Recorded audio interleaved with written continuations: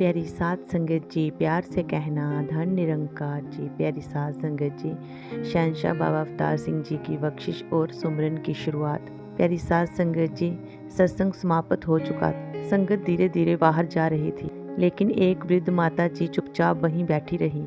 उनके मन में कुछ सवाल था, कुछ बेचैनी जो उन्हें भीतर ही भीतर खाई जा रही थी।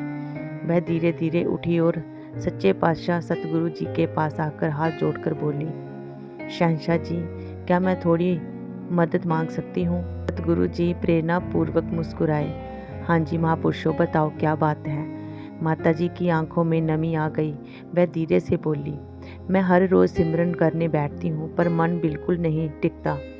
हर बार मन भटकता जाता है, कभी सोच में, कभी दुनियादारी में। मुझे समझ नहीं आता कि क्या करूँ। कृपा करके कोई उपाय बताएं जिससे मेरा मन सिमरन में लग जाए। प्यारी साध संगत जी, शहंशाह जी ने कुछ नहीं कहा।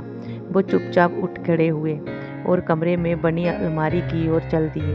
अलमारी खोलकर कुछ खोजने लगे। माता जी ने हैरानी से पूछा, शहंशाह जी, आप क्या ढूंढ रहे हैं? सतगुरु जी मुस्कुराए और बोले, मैं तेरा मन ढूंढ रहा हूँ, क्योंकि तू तो एक दिन कह रही थी कि तूने अपना मन मेरे चरणों में अर्पण कर दिया है। सोच रहा हूँ शायद तेरा मन यहीं अलमारी में रखा है, लेकिन मुझे मिल नहीं रहा।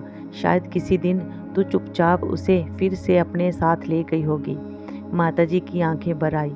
शायद शहंशाह जी, मैं पूरी तरह समर्पित नहीं हो पाई आपके चरणों में। हो सकता है कि मैंने वो मन फिर अपने पास ले लिया हो, पर आज मैं पूरे सच्चे दिल से कहती हूँ, अब ये मन मेरा नहीं, आपका है। मैं तन मन धन सब कुछ आपके चरणों में अर्पण कर देती हूँ। अब आप जानो और आपका काम जाने।